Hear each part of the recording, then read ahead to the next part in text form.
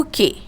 Alright, so now I want to show you another way to insert function inside a worksheet by using insert function command. Okay, so I know that I have told you before that there is certain of functions that you need to know.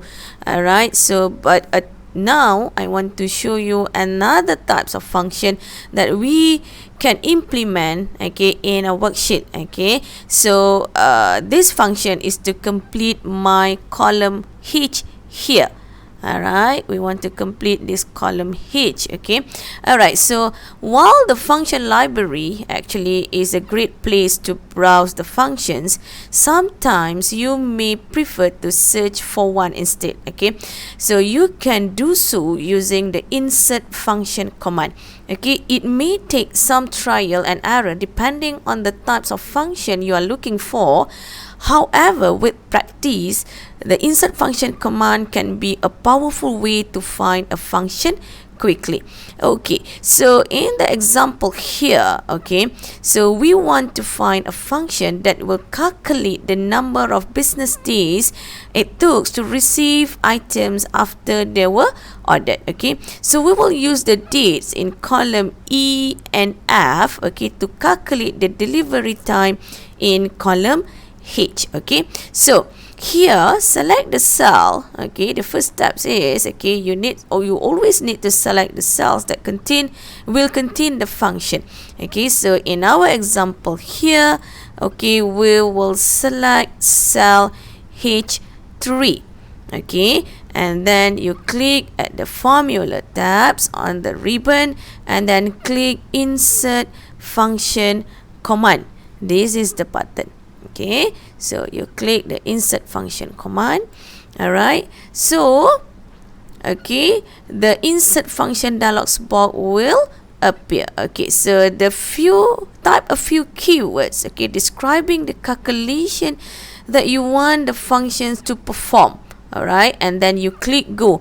Okay, so in our example here, okay, we will type, okay, count days. Okay, but you can also search, okay, by selecting a category from the drop down list. Okay, so example here, okay, we want to type, okay, we want to count days. Okay, count days. Okay, and then, okay, you click go button. Okay, so when you click, okay, go button, okay, the review of the results, okay, alright, will be displayed at the select a functions area.